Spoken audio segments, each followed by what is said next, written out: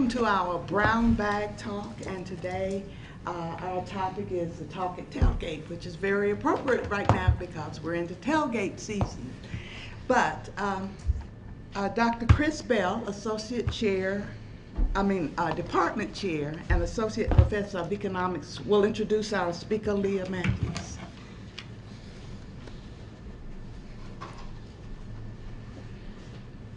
Thank you, Anita. It's my pleasure to be able to introduce my colleague today, Dr. Leah Matthews. Dr. Matthews came to UNCA in 1997 after graduating with her PhD from the University of Minnesota. We're thrilled to have her in the department, and one of the things that I appreciate most about Dr. Matthews is the degree to which she involves people across the campus in her work, whether that's faculty from across campus, and in this case, this particular study, students from across campus. She had 7 students working with her. 3 were econ students, 1 was health and wellness, 1 was sociology, and 2 were math students. And I think that's just wonderful. So Leah, are you ready? Yep. May you lead a round of applause for Dr. Matthews.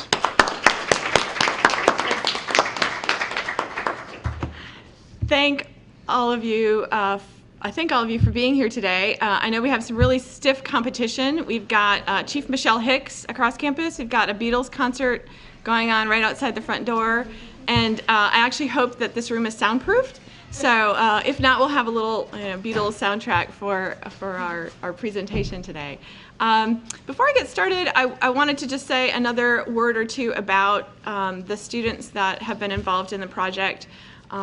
The 2 that are going to be speaking today are Kelly Jarocco, who's an econ major, and Rachel Carson, who is a health and wellness major. We have 2 other students that are currently working on the project who were unable to be here today because they are members of the UNC Asheville tennis teams, Zoe Hamill and Matt Wason. And there are 3 other students, as Chris mentioned, that have worked on the project that have since graduated from UNC Asheville.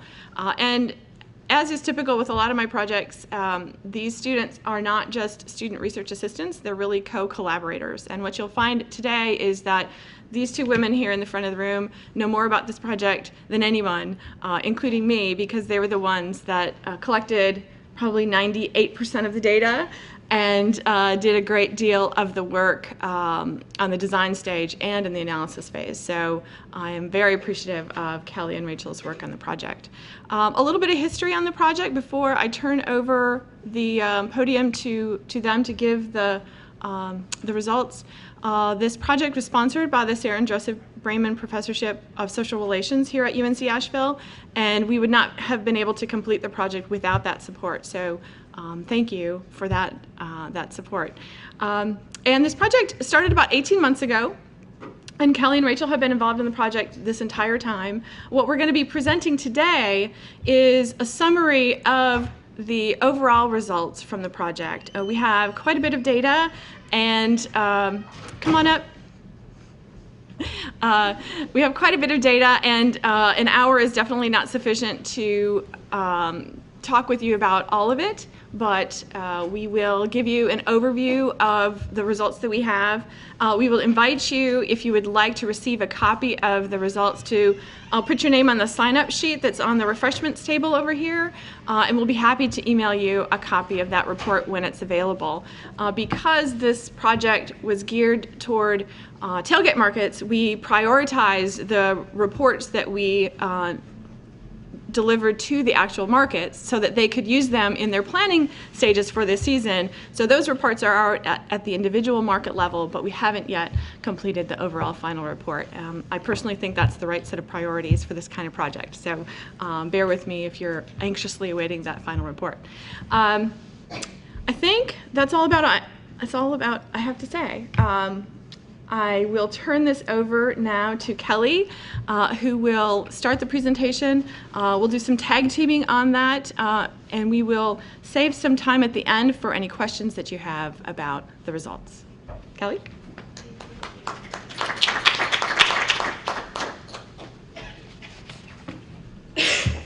Hi, everybody. Thank you for coming.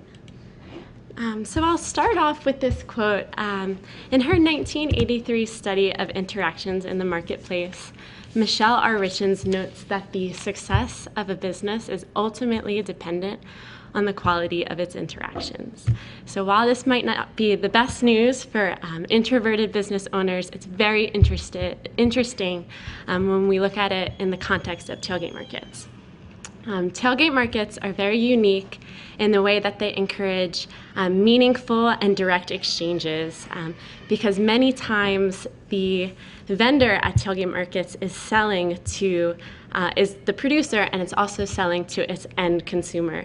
So there's no middleman, and the exchanges that the consumers and the vendors have are combined with exchanges of money for produce and other goods, and so it really creates a multi-dimensional marketplace. And previous research has shown that the success of many small farms and businesses at the market is linked with the customer-oriented direct marketing approaches that they use at tailgate markets. So I'd like to start off by talking about a little bit about the background research that we did to form the foundation of our research project. So the term social capital, it fits in directly with the nature of our research. It refers to the economic benefits that are derived from the cooperation between individuals and groups. So it's the accumulation of interactions, exchanges, conversations, social ties, and networks. And you can find all of these things at tailgate markets. So there's two different types of social capital. There's bridging and there's bonding. Bridging is the interactions, the ties, the networks between groups, and bonding is those ties and networks that occur within a group. So this quote here, it says, to possess social capital, a person must be related to others, and it is the others, not himself, who are the actual source of his or her advantage. So this quote suggests that there is value to the interactions with other people that occur at markets. So embedded values are non-economic values that are sometimes considered a sense of community, belonging, connection, and place. And these are difficult to quantify. So a lot of times they're left out of economic analysis, just like social capital, since they're just difficult to measure. But embedded values, they draw on a more comprehensive decision-making criteria and thus account for the full values and costs of food. These embedded values may motivate a consumer or vendor to attend tailgate markets, since by its nature, tailgate markets are a very social place. So if somebody's looking for these connections and sense of community, they might attend tailgate markets to do this. So we know from previous research that consumers are willing to pay more for local food based on the perception that local food will provide them with added benefits. What's also very interesting is that the embedded values that we just mentioned, the sense of community and place, interactions, they can also contribute to a higher willingness to pay. And so one study shows that the enjoyment of the market and the social discussion between consumers and vendors has a higher marginal impact on spending than the income of the consumer does. So this suggests that when there's interactions between consumers and vendors, it might actually counteract any barrier to purchase that a higher price for local foods might present. Also, we have here that consumers seek direct assurances that their purchases will meet their desired criteria and motivations for shopping local. It's very important for consumers that they gain confidence that their dollar vote is in line with their both social and ethical values.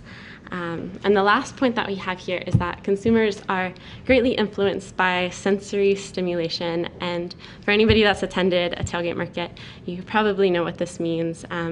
The tables are abundant with produce and other market goods, and it's just a very beautiful atmosphere. So consumers are drawn to purchase things based on how they appear. Tailgate markets offer vendors with an opportunity to sell directly to their end consumer, and they're motivated to attend tailgate markets for a few reasons that I have listed here: to gain a loyal customer base, to cultivate relationships, and have those relationships be both social as well as business related, to generate more revenue for their business, as well as to independently manage their business and to educate the consumers on farming and farming practices, or production methods of whatever they're selling at market. So when beginning this research, it became apparent very early on that Western North Carolina is a very unique place when it comes to local foods. There's a very strong demand for local food in this region, specifically in Asheville. You can see local food in supermarkets such as Earth Fare, Green Life, Ingles. There's tons of restaurants in the area that offer local food, and also many tailgate markets that happen in the growing season. And there's a strong demand for CSA subscriptions, which are community-supported agriculture. That's what that stands for.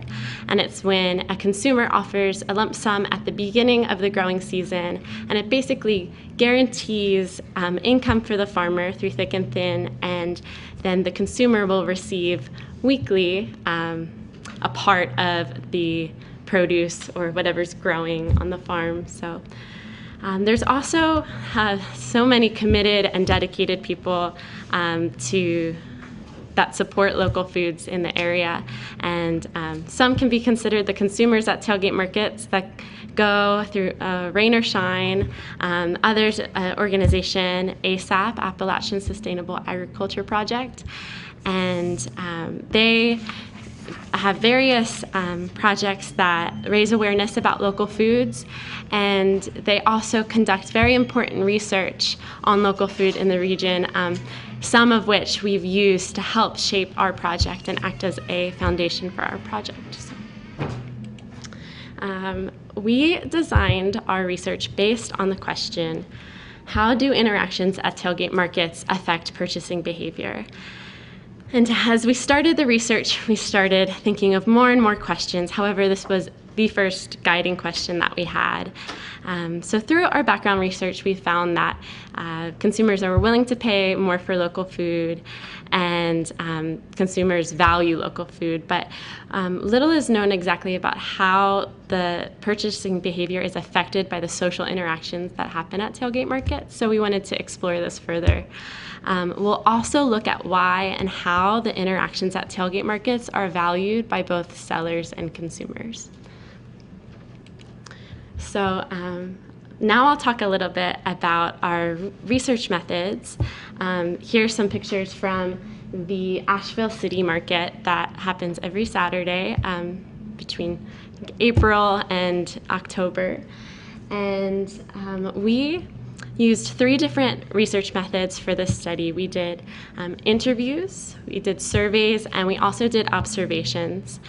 And we wanted to have a 3-prong approach in order for all of the data to complement each other as well as strengthen each other. So we had both quantitative and qualitative data. So the quantitative data backs up the qualitative data and vice versa.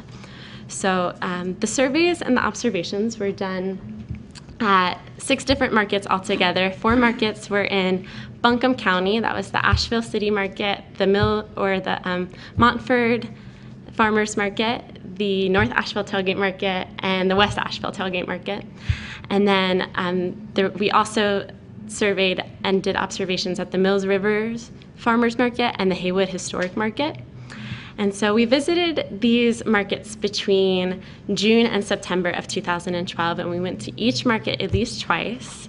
And what we would do is we would set up our research table to distribute surveys towards the exit of market, because some of the questions on the surveys pertain to how the consumers experience at market that day. So we were asking them to reflect on their experience and their purchases.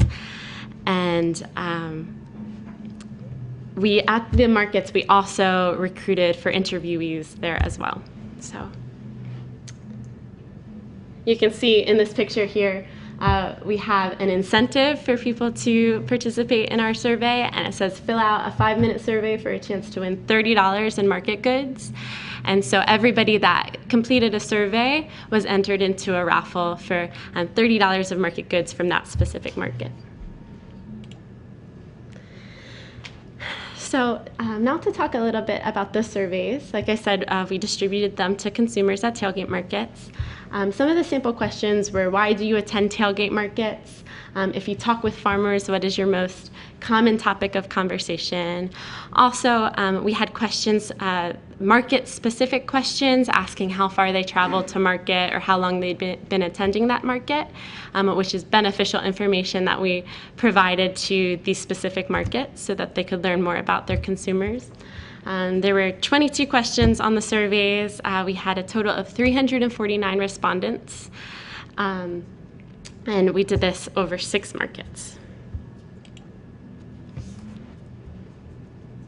So for the interviews, these were a little bit more in-depth than the surveys. And we recruited the interviewees, like I said, from the tailgate markets. These were people who, most of the people had completed a survey. But then we also interviewed vendors as well. We did 6 vendor interviews and 9 consumer interviews. We had an interview guide which would help us conduct the interview, but it was semi-structured, so we allowed the conversation to flow how the interviewee wanted it to. But we did have a few questions that we made sure we asked, such as, what do you value most about tailgate markets? Could you describe your usual motivations for attending tailgate markets? And tell me about any loyalties you have to certain vendors. And we wanted from the interviews to get a more in-depth and personal description of the experiences that attendees have at market. So then for the observations that we did at market, we would get consent from the vendor to set up our chair beside or behind them and just observe the interactions that they had. And so we noted a few different things, such as the time before the final decision, before the consumer made their final decision, which was from the time that they walked up to the stand until the time that they had decided what they wanted and were ready to pay. And we used a stopwatch to measure this. And we also noted the topic of conversation that a consumer had with a vendor. And this ranged from social conversations about life on the farm and family to more informational exchanges about the items that were being sold or the price of an item.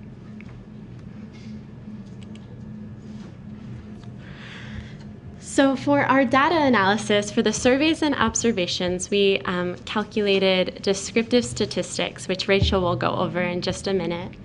And these are the averages and the modes of the answers of the surveys and the data that we got from the observations.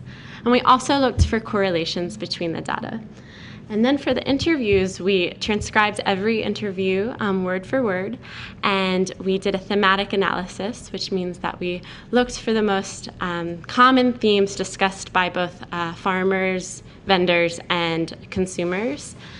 And then we organized these in a way that was logical. So. Great, and these are just some photos of the consumers at the North Asheville Tailgate Market. So I'm going to turn it over to Rachel. All right. So I'd like to talk a little bit about the results that we found from surveys, observations, and interviews.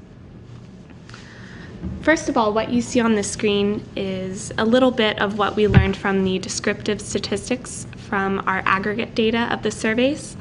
This is the type of information that we've already been able to report back to managers of markets that were involved in the study.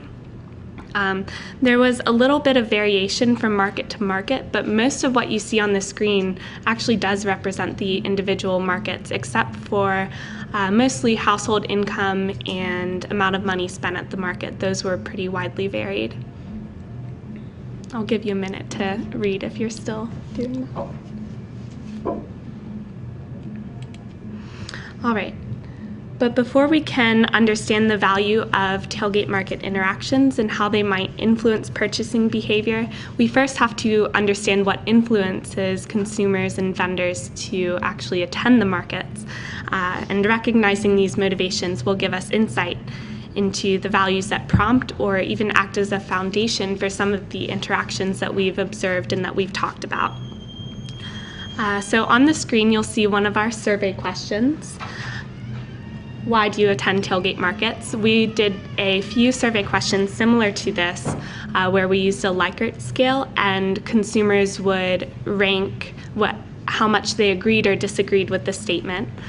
The black circles that you see represent the average rankings for each of the statements, and we rounded up and down accordingly. And then just to point out, the N on the side of each statement represents the number of respondents that answered that statement. So we basically found that these results were really consistent with previous research that had been done, which is always good. You always want your results to support previous studies. We found that the highest scoring motivation was to purchase fresh and local food, and this was consistent for most people. This was their highest motivation to attend markets. This was followed closely by supporting farmers and strengthening the local economy. Next were maintaining the local farmland and environmental concerns, followed by the atmosphere of the market and just social enjoyment. So as you can see, motivations are pretty widely varied, from personal to economic to environmental to social. And like I said before, this supports previous research. And it was also really good to see that our interview results really strengthened the survey results. What we found is that consumers always talked about wanting to go to market to purchase fresh and local food, but they also wanted to support farmers. And I think the quote shown below really shows the interplay between these two things. They also went because consumers really enjoy the market atmosphere, and they really enjoy talking to people at market. Again, environmental concerns and also health concerns. A lot of consumers like to go to market so they can directly talk with the producers and learn about their practices, if they're organic and if they use pesticides, because they're concerned about their own health and they want to avoid those things. The vendor motivations we found also slightly mirrored the consumer motivations to attend markets. Every farmer that we interviewed said that they primarily attended tailgate markets to increase their profits. In fact, I think every farmer that we interviewed that had been farming for over 5 years said that they had at least partially switched over from selling wholesale to selling at tailgate markets because of increased profitability of selling at these market venues. But vendors also like to attend markets for personal and social reasons as well. One vendor said he really likes to do his personal shopping at the market, and just the fun atmosphere. To the vendors, a lot of times it doesn't really seem like work because they're interacting with people and they're able to really enjoy that part of what they do. And then they also want to communicate directly with their customers, which we'll talk a little bit more about later, and reach a certain group of people who attend the tailgate market, because oftentimes the people that attend markets kind of share this value for food and for farming and that kind of thing. And the farmers really want to reach out to the people that value what they're doing. All right. So by looking at these motivations to attend tailgate markets, it's clear that those involved in markets value interactions. Vendors want to reach customers and socialize and communicate directly about their products, while consumers also want to socialize and support farmers while addressing their environmental and health concerns. Not only that, but through our interviews, both vendors and consumers specifically say that they value interactions. So now that we know that interactions are valued, we'd like to explore exactly what is valued about these interactions. So through the interviews, consumers indicate that they value a closer connection to food, the process of growing, and the person who is doing the growing and the production. They also value information directly from the producer. And they value the vendor's hard work producing and selling, which goes back to their motivation to attend to support these farmers. They really value that hard work. And they also value just the socialization and the fun atmosphere of the market. And some of the quotes are just representations that we thought really showcased some of these values. The vendor values also, again, mirrored the consumer values. Things like social interactions, friendships. I have a quote I'd really like to read to you about the importance of the friendships vendors create at markets. And I quote, "I like to be around other farmers and talk to other farmers and vendors. And then just the interaction with customers. You know, I really enjoy that. I think that's our social outlet for the most part in the course of a week. We have 3 or 4 workers on our farm, and my wife and I, and that's pretty much who we get to see for most waking hours. Market is a time where we can talk about other things and see other faces." So you kind of see what that friendship means to the farmer who, this might be his one outlet away from the hard work of the farm.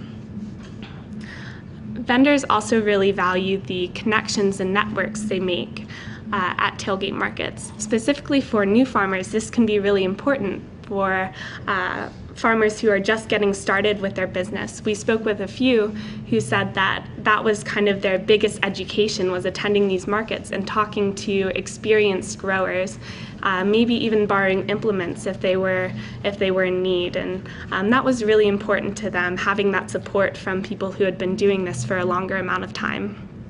And we also, during our observations, we tried to note whether we perceived if the people interacting were familiar with each other. And we did this by looking for if they mentioned each other's names when they were greeting, or if they talked about a past event that they had both been to together, or if the grower had talked about or asked about a product that had been sold previously. So we would note if it was familiar, if they were familiar with each other. We found that 25% of the interactions we observed showed familiarity. And at first, this might seem like a small number, but to me, this number is pretty large, because if you think about the amount of people that go in these markets, and saying that a single vendor can be familiar with a quarter of those people, that's pretty tremendous. And then I guess just moving on a little bit, vendors also really value the appreciation they feel from customers. So talking about how the customers value their hard work, when they share that with the growers, it's really important to them.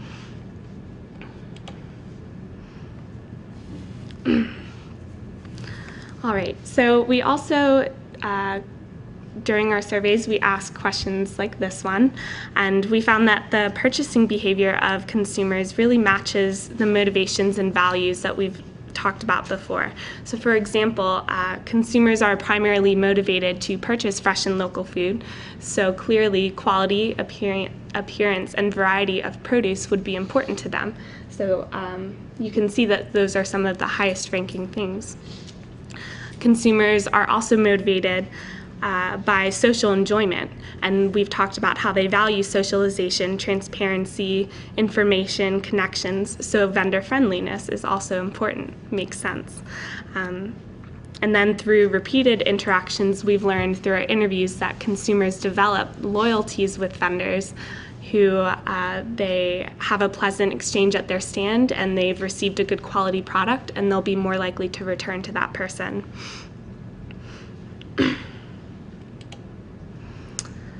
From the interviews in no particular order, consumers most frequently say that loyalty, colorful and organized stands, written information, and vendor friendliness really draw them to certain vendors, while the information that you see on the right of the screen really deters them from certain vendors.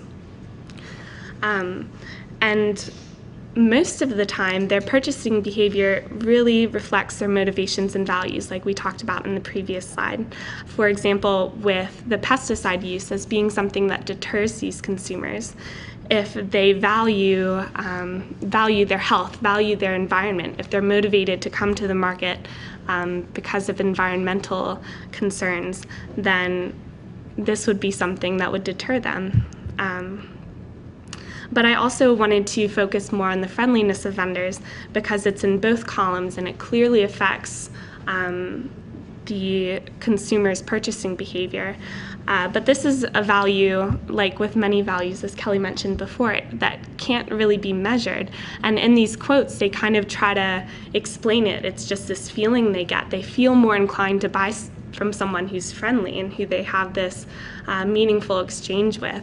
But they know it's not logical, they know it's not rational, it doesn't make the food any better, but this is what consumers desire. So I thought that was really interesting to point out. And it's really great because vendors understand all of this. The tailgate market is kind of a community that works in this unique way where the vendors and consumers can interact and share information with each other while the vendors are generating revenue. So these vendors, farmers, they're expert growers, but they've also had to become expert salespeople as well. One vendor says, and I quote, "It's not over just growing it and bringing it to market. You also have to work hard to sell it. And that's kind of the end goal, to make money off of this. It's certainly not the only goal, but it's the goal if you want to keep doing it." So clearly the vendors understand that marketing is important, specifically engagement with the customer and attraction to their stand are really important. One vendor says that to make a sale, and I quote, "You got to stop them, and you stop them visually or with a conversation." And other vendors really commented on friendliness, and they really understood that consumers are looking for friendly exchanges. And one vendor says, and I quote, "You know you always have to have a smile on your face, be engaged with the customer, so you can't be grumpy, you can't have a bad day, you always have to project abundance. The people who shop at tailgate markets are not only looking for fresh produce, but they're looking for a fun and enjoyable experience, a relationship with their growers." So a few other things. Vendors realize that it's good to be accessible to their customers. They know their customers want transparency and honesty, and they really try to practice that when they're selling. And they also try to use information as a marketing strategy. They know that these customers want the true and honest information about their product, and they're seeking that out by going to these markets. So in this way, it's clear that information at markets, as it's used as a marketing tool, has economic value because it's helping these vendors generate more revenue, even though we can't really determine exactly what that value is. So I also want to talk a little more about the impact of the use of information as a marketing strategy. If you take a look at this quote, I think it really showcases how information shared at tailgate markets has the potential to affect consumers in ways other than just their immediate purchases. So in this quote, the vendor shares that he desires to promote an awareness of local foods. He's also sharing information with consumers about how to prepare certain food and just general information about the certain food. So in this case, the consumer is learning quite a bit, but we'll talk about this more in a little bit. Next, I'd like to discuss another way in which tailgate market interactions can have economic value. Since many tailgate market customers value the environment and their health, they often seek out organic produce, and information about production practices can greatly influence their purchasing behavior. And the way that this information is shared differs depending on where the consumer is purchasing their produce. So if they went to a traditional grocery store, they would have to look for the USDA organic certification label, whereas at a tailgate market, they would simply just talk to the producer and learn about their practices. And we also know that the certification process is pretty expensive and pretty time intensive. It's quite a hassle. And as we were speaking with two of the vendors, they said they were able to give up their organic certification while maintaining their organic practices because they could communicate directly with the customer and just share what they're doing and share how they're growing. And this works because the structure of the market and the way that it naturally facilitates interaction. And most of the time, customers understand this, and so they'll seek out that interaction with the consumer to learn more about their production. So in this case, the value of the interaction is that the farmer is able to save money and time and hassle that he or she would be spending to gain this organic certification. So through our observations, we found that exchanging information, whether it's information about production methods or any other topics, is the most prevalent type of conversation between vendors and customers at tailgate markets. So I guess just to explain a little bit of how we did this, when we were observing at a vendor stand, we would try to categorize the conversation into these three categories: that's what we did. Informational, perfunctory, and social. Perfunctory is pretty much just pleasantries, saying hello, that kind of thing. The other two are kind of self-explanatory. But and we would categorize it just based off of keywords kind of that we determined, and it was just really interesting to see that most of the interactions between the vendors and consumers were informational. And to me, this shows that tailgate market shopping can be a really educational and possibly influential experience. So what exactly do vendors and consumers talk about? Well, these 5 topics that you see on the screen were the most frequently observed, and 3 of the 5 are informational. One of them is particularly interesting to me, is just the information about the product. The other ones are kind of general things that you might also see in a different kind of setting.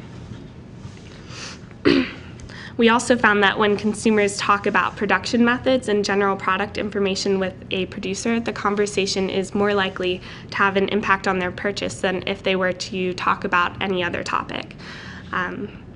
But besides the impact of information on immediate purchases, exchanging information has other implications as well, which we found through our interviews.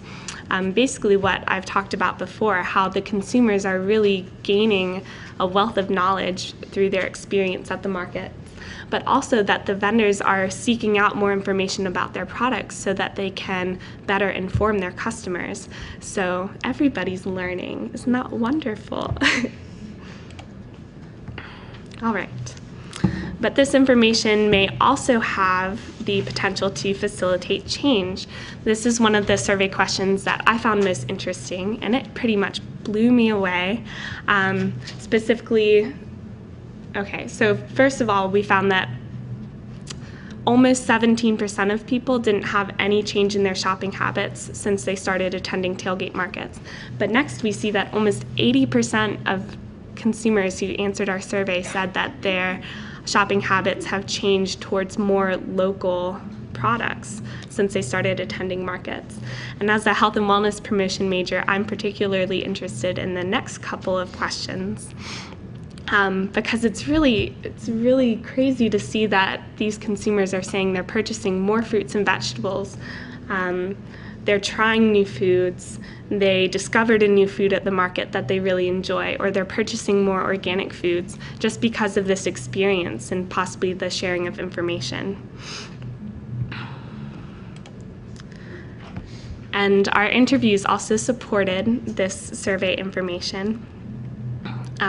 Consumers say that they're more motivated to try new foods because of the information shared about that food, particularly how to prepare it. And vendors understand this, so they really try to promote it. One vendor says that he will try to change people's tastes. He says that years ago, when we started to grow red Russian kale, nobody had that. This is probably 2000 or something. People just didn't know. They weren't buying it. So we were sort of giving it away, or really cheaply. Then people started to get to know it better and like it. You know, everybody grows it now, and it's a real staple. Another vendor explains how when he first started selling kohlrabi, no one really knew what that was either, and people would come up and ask him about it because it looked a little different and they weren't sure what it was, and he would explain how to prepare it. I think he often told them to make coleslaw for the first time to try it out, and he said that I have sold more of those to first-timers than probably any other vegetable, and they keep coming back for more. Which to me, it shows that vendors have the potential to change people's preferences individually, but also as a community with introducing new foods. And finally, just to sum up a few of the points I was making, tailgate market interactions can have an impact on purchasing behavior, long-term shopping habits, and preferences when the interactions are valued. Consumers have the opportunity to experience these interactions and make purchases because their motivations and values line up with the motivations and values of the vendors. Certain characteristics of tailgate market interactions are specifically valued, such as social enjoyment and just the atmosphere around food and growing and sharing information with each other. And this structure really generates a unique atmosphere in which relationships can be built and consumers can be influenced in positive ways while sustaining the livelihood of the vendors that sell at the tailgate markets. And with that, I think Kelly is going to talk about future research and our next steps.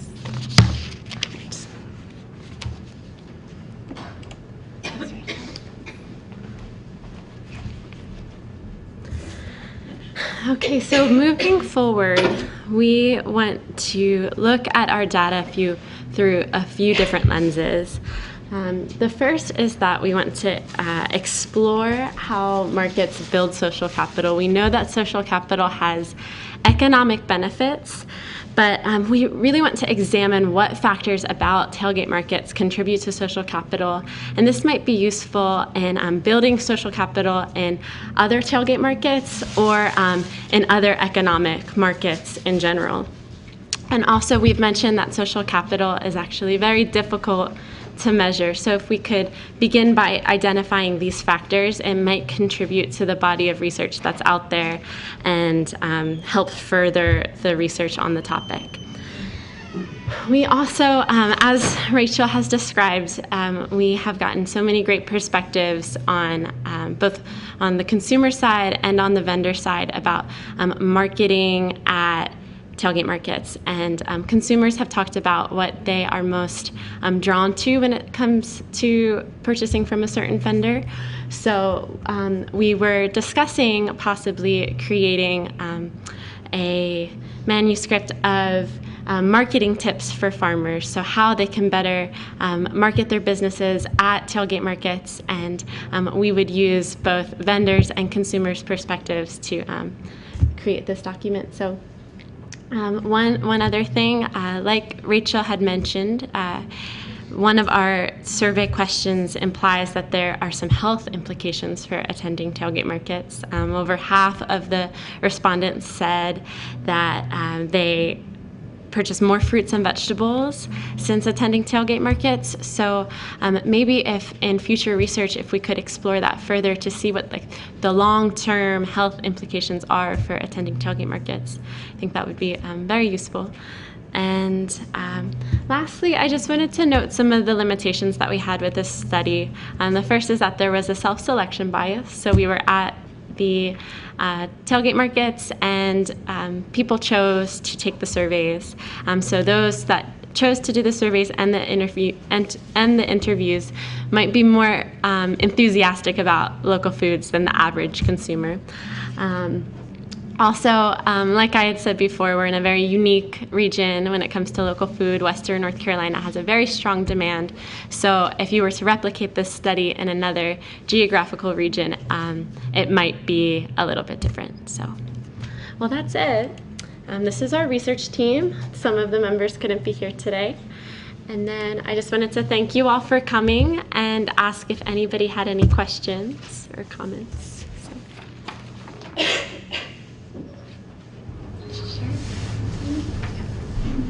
Please ask. Yes. Sorry. I was wondering if you noticed any distinction between the type of vendors that you studied. So, for example, somebody who sells produce, and a lot of your quotes are from people who sell produce, but there are other kinds of vendors at these markets. Some of them sell beeswax products or honey. And my own observation is that those stands tend to be less frequented. And I'm wondering if there's anything specific about the products at particular places that are impacting the interactions. I don't know if you have any data on that.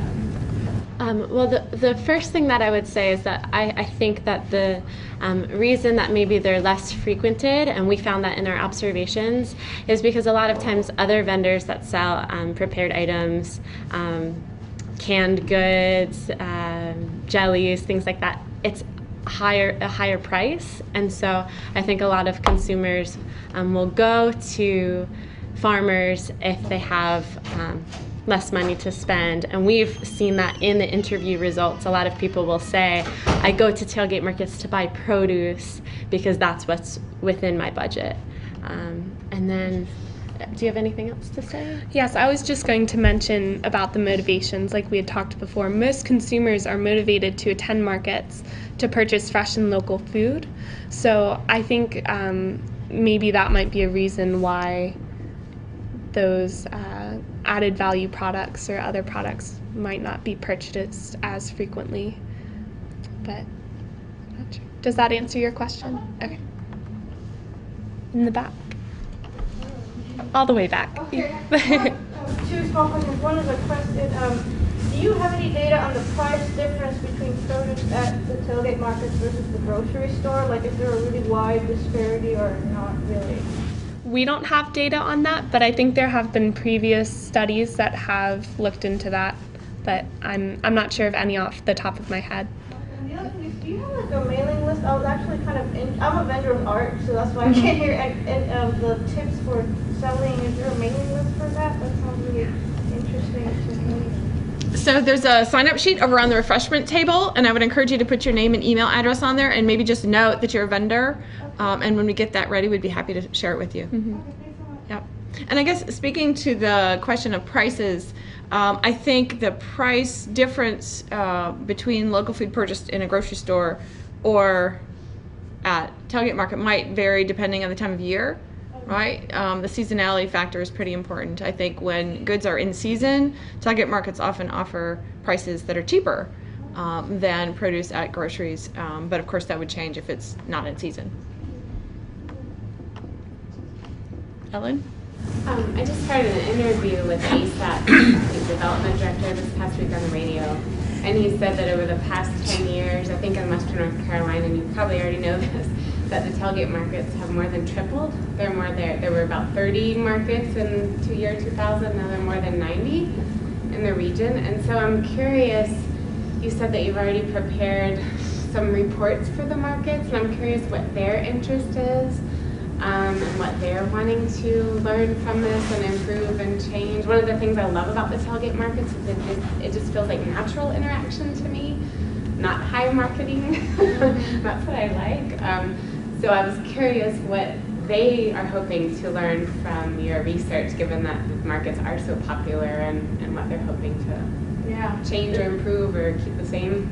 That's a great question. And in fact, some of you may have attended the talk we gave 12 months ago, where we were inviting people to give us ideas for what we should ask. And so as part of that process in the survey design phase, we actually did work with individual market managers and ask them what it was that they were interested in knowing. And those were some of the questions that ended up on the survey. Things like market hours and where their consumers came from, and I'm sure I'm forgetting others. But a lot of it was sort of more around logistics, day of the week, things like that. And to my knowledge, other than a gracious thank you very much, we appreciate your help, we haven't heard specifically how our market reports may have influenced activities this year, but I assume that we'll get some follow-up as the season goes on. Yeah. What prompted you to take on this topic? What was your motivation? You've got that.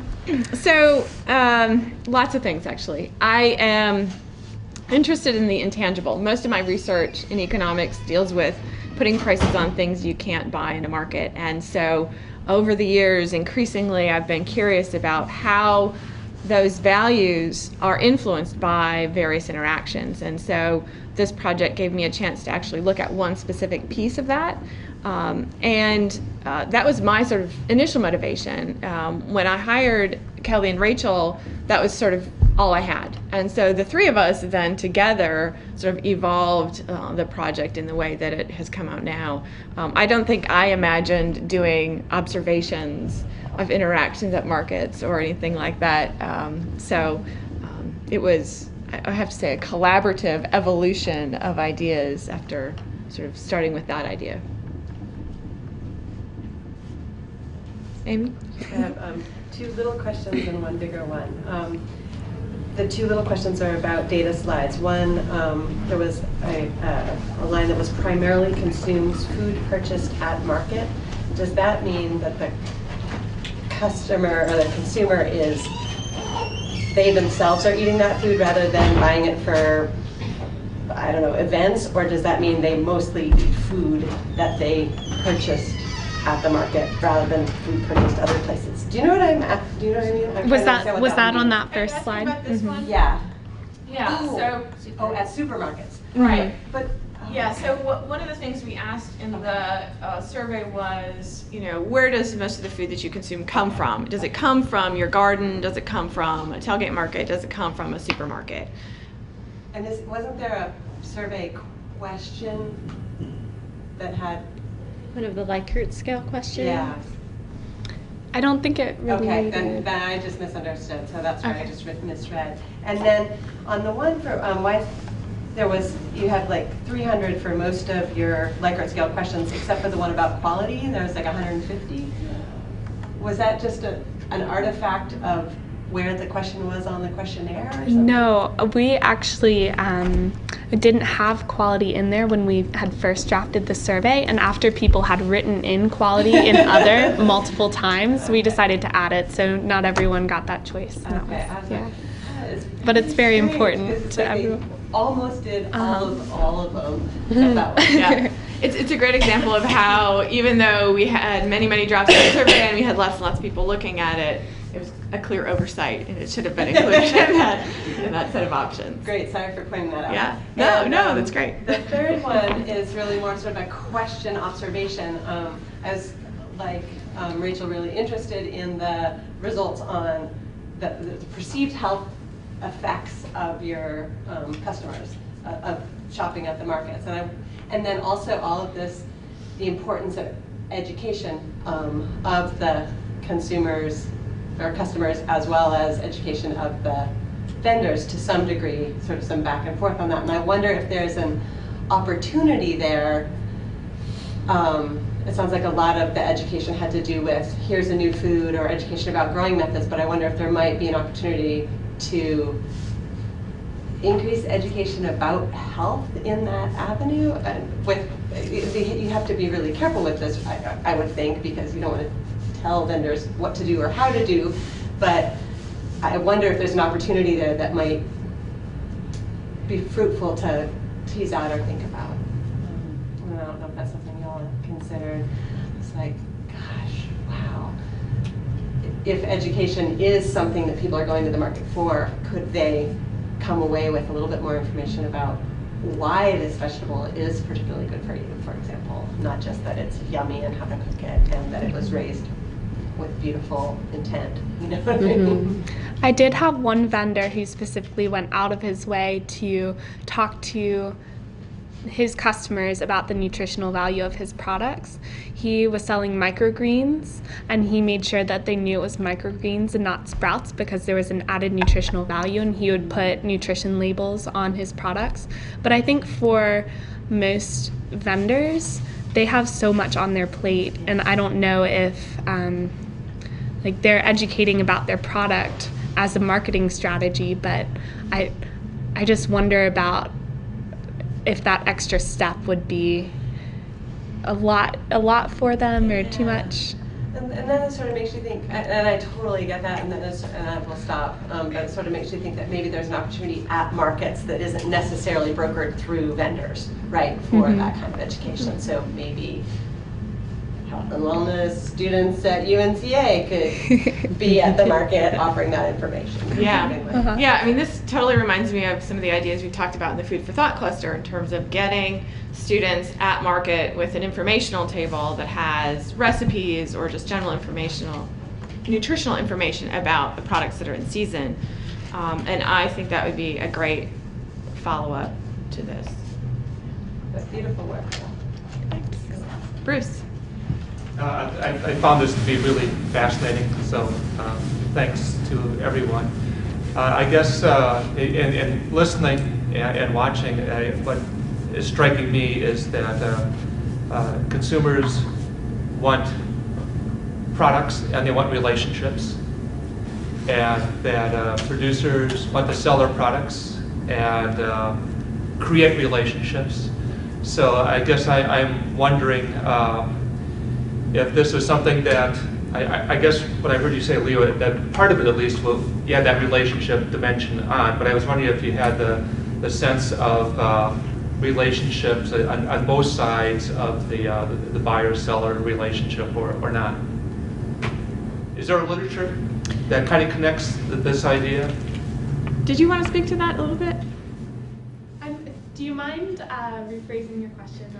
Yeah, so the question is there a literature that you looked at that examined both buyers and sellers in markets as looking for both the products and the relationships that they're creating with people? You're asking about the literature that we read before doing this research? Before or after? Yeah, I actually did not encounter any research that looked at both perspectives.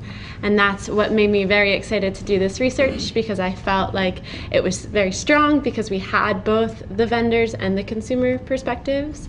But most of what I found in the literature that's out there is just focusing on either or, consumers or vendors. So, did that answer your question? Okay.